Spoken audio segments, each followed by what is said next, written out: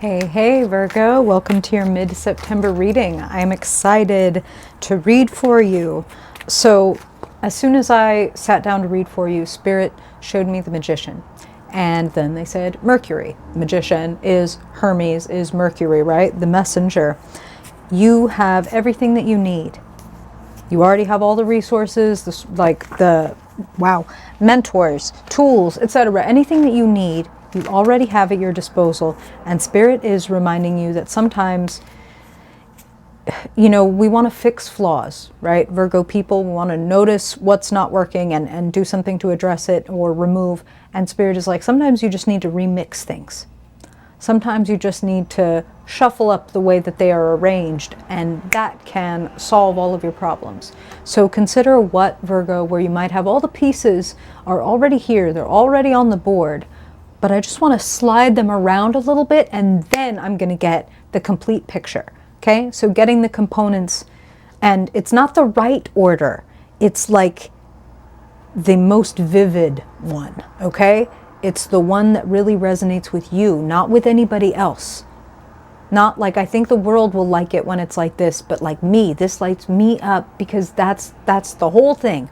That's the whole thing. It's a trick to think that we got to get other people to understand our art or our message or our way of being or whatever. It's like, actually, you're supposed to be as you can be. Okay, let's get into some cards, Magician. I want you to think of yourself that way. Again, we haven't seen any cards yet. I haven't pulled anything. We're going to shuffle up, see where you are in mid-September, and anything Spirit wants to make you aware of for your highest good, for Virgo's fulfillment, abundance, ease, joy, peace, Spirit. You walk with Virgo and listen. Want to know what you want to share with them in mid-September, Spirit, for their highest good as Virgo season closes out and Libra season begins and Virgo's money and their values are getting lit up. What do you want to share with them for their highest good, Spirit? How is Virgo showing up? And what is showing up for Virgo? What kind of themes? What kind of events? What kind of people or ideas? What's showing up for Virgo that you want them to know about for their highest good? And what do you want them to know about it, Spirit? What is the big picture right now for Virgo? 1, 2, 3, 4, 5, 6. Perfect. What is the big picture for Virgo in mid-September, Spirit? What do you want to help them become aware of for their highest good, Spirit?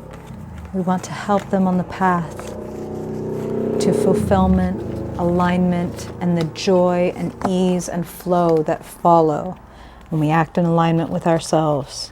Flow. Ooh, beautiful. Just Virgo things. I love to see it. Okay, so Virgo, you are going to learn about a little more about how abundant you are and how you don't need to do more. You need to do less, better, and with a little bit, possibly more consistency. So, Virgo, you are showing up as the moon. We all have cycles. We all have unconscious patterns that stem from memories that we don't even necessarily consciously remember or identify with anymore. Virgo, some light is shining on aspects of yourself that you might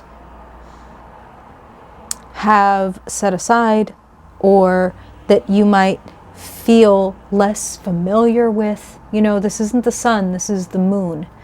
Moon is mother, memories, the womb. You know what I mean? When we talk about stuff that our body remembers, but maybe our mind isn't necessarily always keyed into.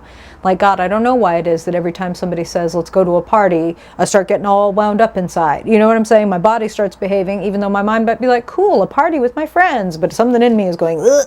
You know what I'm talking about?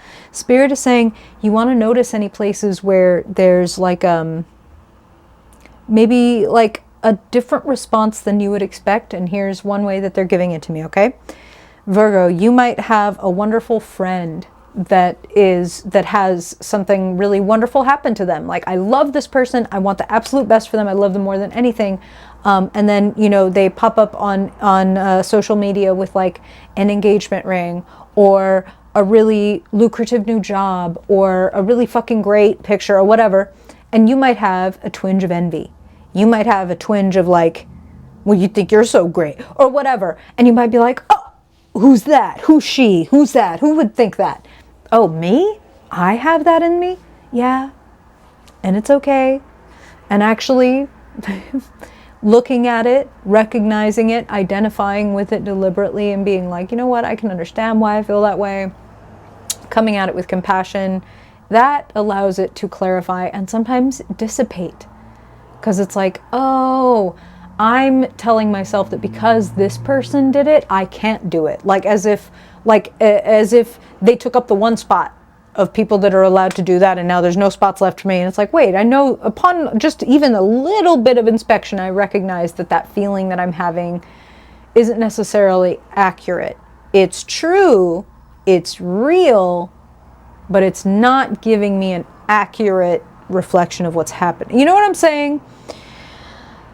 It's time to get with your feelings. It's time to get really clear. This would be a really good time to be journaling, or if you don't like to sit down and write, something like audio journaling or video journaling, where you take out your phone and you just talk or record yourself and you speak to yourself.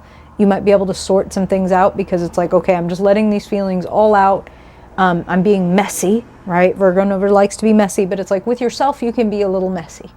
And you might, Ace of Swords, current situation, find some clarity about something and be able to be really like, oh, wait, this cuts through all the murkiness. This cuts through all my confusion. Now I know what to do.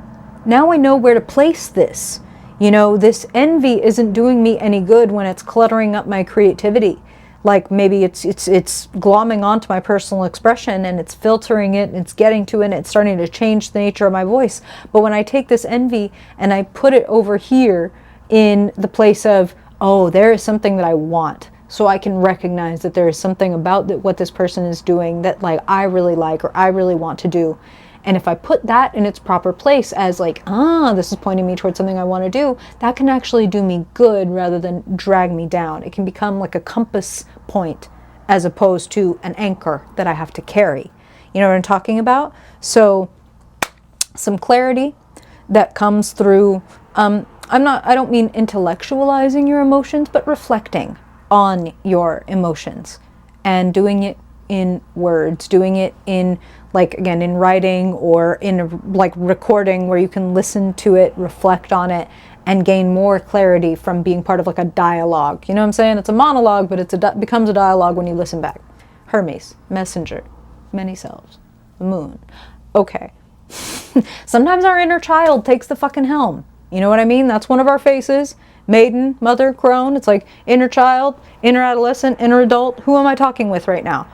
You know, when I have a crush, maybe my inner adolescent just takes over and starts texting people. You know what I'm saying? Who is it? Which one of you Virgos is it? Okay. You can get some clarity and you can feel a little more united.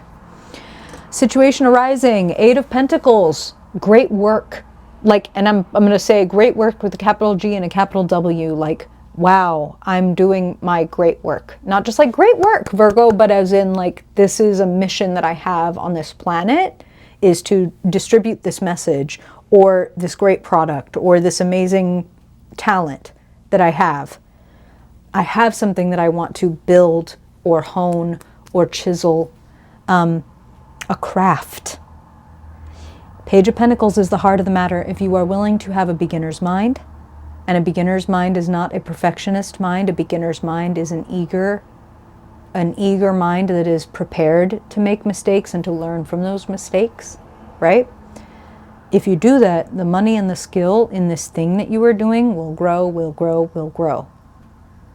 A Page of Pentacles, Spirit is saying, like, everybody wants to be a King of Pentacles, but a Page of Pentacles has all the potential. A King of Pentacles is kind of at the top of their game. A Page of Pentacles is like, you've only just begun. And what's available is like, oh, who knows? You could go anywhere from here if you are willing to put in consistent practice.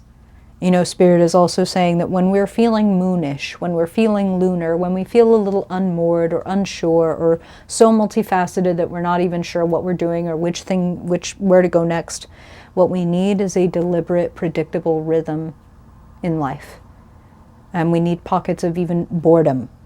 So new ideas that, you know, it's like, oh, something exciting needs to happen. So maybe I'll have a good idea instead of put on another TV show or whatever. You know what I'm talking about? Short-term future, Four of Pentacles. Long-term future, Temperance. So short-term future, this is where it's like, here's your yellow light to look at the moon, look at your feelings, get clear about where you might be limiting yourself, where you might be comparing yourself to other people, where you might be thinking that what you have isn't so great because you start looking at what other people do or have. This is